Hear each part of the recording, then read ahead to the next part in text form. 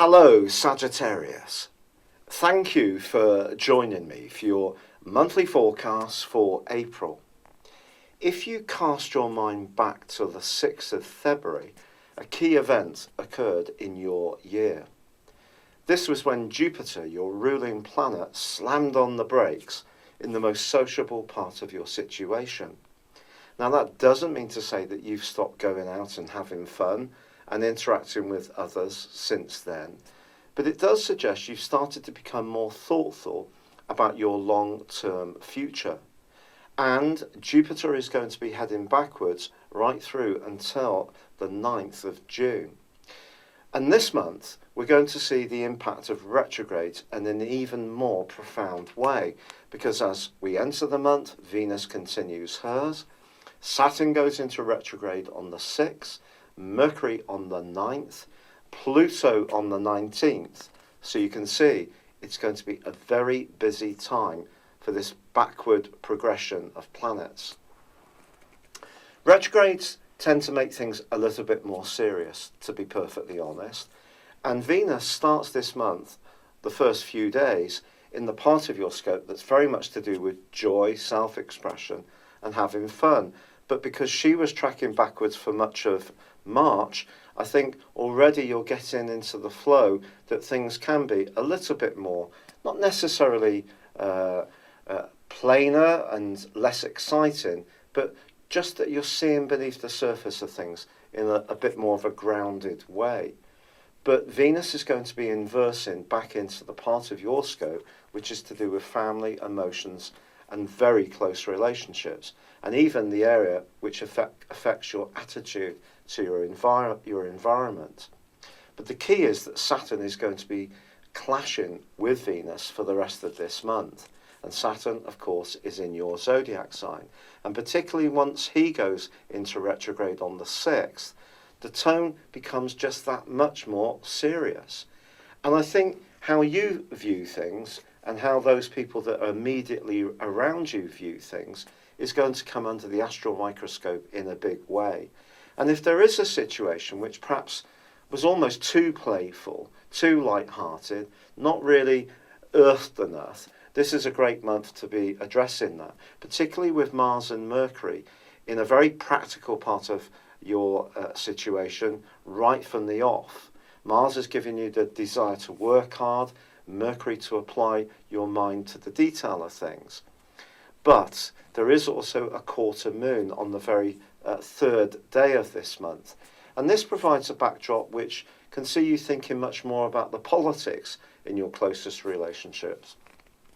How much give and take there is, whether there's a bit too much possessiveness, whether you can breathe, because after all, that's one of your biggest requisites, that you have a degree of freedom to be true to your individuality, which is very much at the heart of almost every Sagittarian subject. Now, by the 9th of this month, Mercury goes into retrograde, and it's going to continue to do so for the rest of the month. Now, Mercury retrograde is probably the most famous of them all because it lasts just 3 weeks, but it is a time when communications tend to go awry. And in your case, I think it is going to be an area that you would normally find would flow along fine for you. You might just have to focus in a lot more. And that could be around work, it can be around appointments, it can be around little nitty-gritty issues. And they can catch you out if you're not really on top of your game. By the 11th, there is a full moon. This full moon, in some ways, is really giving you an opportunity to rejuvenate your social situation and to focus on the people that are really important to you. And if something has been a bit out of kilter, or you haven't seen someone for some while who really is a very important part of your world, you're going to want to put that right over the next couple of weeks. But the full moon in Libra also is very close to your ruler, although it's continuing to track backwards. So the quality of your friendships, I think, is going to become much more important to you than the quantity. So you're still, I think, on the whole, going to be quite conservative around the direction of travel, if you like, around the people that give you joy and pleasure in your life. So there can be fun, but it's going to be with those people that you feel most secure with and who add the most to your situation. By the 15th, Venus does go forwards, which is something to celebrate, and it could see you grappling with some kind of home change, particularly if it's a decorative one, to make your environs that much more peaceful and comfortable for you. If you love gardening and you're in the northern hemisphere, it's possible that you're going to want to go outside and really engage with that part of your situation in a much more vigorous way, creating a nice space, planting some flowers, and just basically enjoying the early spring air.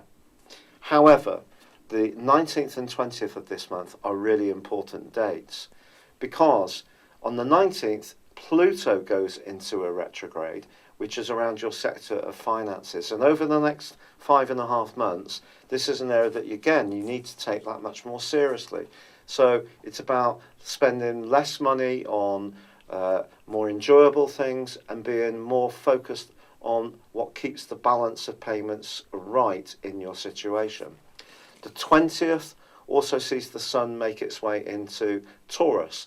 Again, very grounding for you. You're thinking more about work, health, diet, trying to get the basis of your situation working more efficiently. But the 21st is super important. Mercury moves back into Aries, but Mars advances into Gemini. So this can be a key point for your relationships, particularly on the back of that full moon. There is a new moon which occurs on the 26th, and it can be a chance to start some kind of new campaign, especially around what you eat and drink. But the 29th sees Venus finally return back into the sign of Aries. It won't be until the 19th of May that she returns to the point when the retrograde first began, and it could be by then that you find out exactly how you stand around one involvement. But generally things are brightening up, looking more positive, but you have to still stay very mindful of making sure all the details are working. And with Saturn tracking backwards in your sign, your physical vitality, despite the presence of Mars for 2/3 of this month in a very energized area, is going to need to be proportioned towards the things that really matter. So this is a month with some cautionary notes, I'm afraid.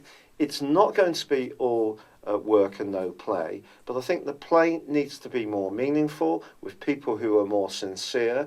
I think you need to work at your emotional reactions in close relationships, an area which sometimes you can feel a little unprepared to do, wanting to move on to the next exciting encounter. But with Mars moving into your sector of engagement and relationships for the last third of the month, there's a lot to go for, especially with Mercury, Venus and Uranus all in your sister air sign of Aries for the last 10 days, giving you, well, in the case of Uranus and Mercury, and from the 29th Venus, giving you an opportunity to be playful and be loving and upbeat. But again, it just needs to keep its feet very much on the ground. It's been a real pleasure being with you. Thank you for joining me. Good luck. And goodbye for now.